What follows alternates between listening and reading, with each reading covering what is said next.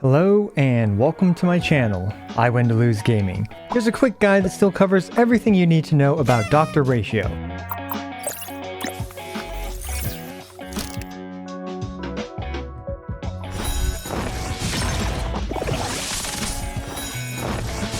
So why is this guide so short? Well, character build guides can actually be quite short, but we content creators enjoy adding juxtaposition and hilarious jokes to cure your boredom and improve that like to dislike ratio. However, sadly, the real reason is that my little kiddo is sick right now, so I just gotta crank out what I can. Dr. Ratio is the completely free 5-star imaginary DPS character who walks the path of the hunt. He's a great single target DPS character that loves to spam follow-up attacks. Anyway, enough juxtaposition. Like if you appreciate straight to the point videos with a low ratio of fluff to content. Stop it. Get some help.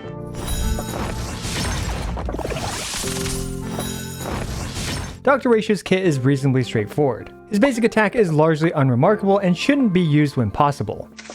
His skill deals imaginary damage based on his attack and by itself doesn't deal a whole lot of damage. However, it starts with a 40% fixed chance to launch his talent's follow-up attack. The chance is indicated by these very large and apparent numbers over the enemy's head, with each debuff on the enemy increasing the chance for him to launch his follow-up attack by 20% for each debuff. With 3 debuffs, using his skill will have a 100% chance to launch his talent's follow-up attack. His skill also has a 100% base chance to apply effect resist down, which helps your teammates apply additional debuffs to reach 3 debuffs on the enemy. Speaking of his talent, this is his largest damage multiplier by far, and it's where the bulk of his damage comes from. He can launch this once per skill and twice with his ultimate. A great attribute about this is that it counts as an instant follow-up attack, which allows one-turn buffs like Bronya's to work with his skill's activation of his talent. His ultimate deals some single target damage. More importantly, it applies Wise Man's Folly to the enemy. If any of Dr. Ratio's allies, not including Dr. Ratio, attacks an enemy with Wise Man's Folly, Dr. Ratio will launch his giant pencil at the enemy for up to 2 times.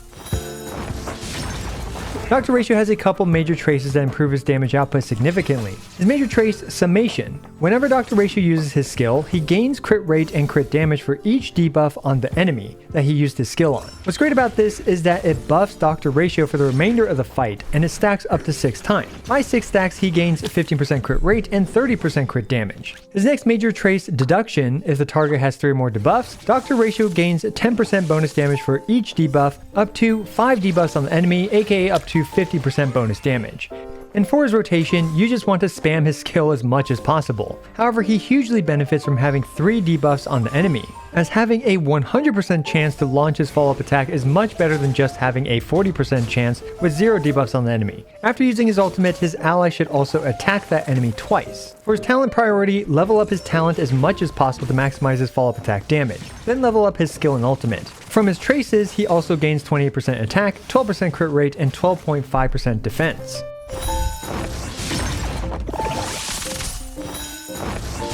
For his 4-piece relics, he has 2 main options. Overall, I prefer the 4-piece Wastelanders since you'll want the enemy to have a few debuffs on them, which provides a consistent 10% crit rate to Dr. Ratio. And when the enemy is imprisoned, you'll gain an additional 20% crit damage. The next best combination is some 2-piece combination, like the 2-piece Wastelander plus 2-piece Ash Blazing. You can mix and match things like 2-piece Musketeers as well. The 4-piece Ash Blazing isn't a great option though, since his pencil at Constellation 0 only hits the enemy 1 time, thus only providing a single stack for his next follow-up attack. As such, 2-piece combinations will pretty much always outperform this.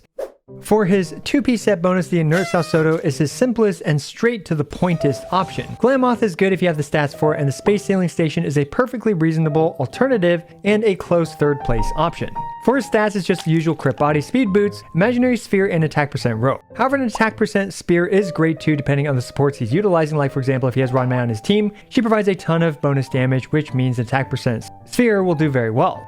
For his light cones, the signature light cone just provides a bunch of stats for him and is obviously his best option. However, his best free-to-play option is overall the Cruising in the Stellar Sea as per usual. Other options like Topaz's light cone and Yanqing's light cones are perfectly usable. 4-star light cones like this sword play surprisingly aren't that recommended on him because of his lack of multi-hits in his kit. It takes quite a long time for him to actually ramp up the stacks on this thing.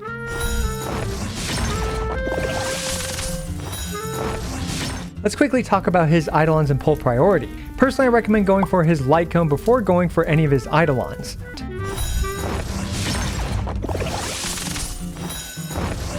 His team options is, in my opinion, the most interesting thing about him. Since Dr. Ratio is able to apply one debuff on the enemy, he actually really enjoys being on a team that can apply 2 additional debuffs onto the enemy. Overall, Topaz is his best teammate, as Topaz's pig icon actually counts as a debuff on the enemy. And if you have your signature Light Cone, that also counts as another debuff. It's also hilarious to see them follow up each other's follow-up attacks, providing you tons of free damage as pencils and pigs fly at the enemy. The next best option for applying debuffs are Silverwolf and Pella. Silverwolf is able to apply, I believe, 5 debuffs all by herself, and Pella is a reasonable alternative, especially with the sweaty Light Cone. For supports, pretty much all the Harmony supports are great with him. Bronya does stand out for hypercarry situations since Dr. Ratio's skill triggering his follow-up attack still keeps Bronya's buff. Other supports like Ranmei, Tingyuan, Yukong are all incredible with him. Asta also deserves a special mention as she can apply Burn to the enemy, which does count as a debuff.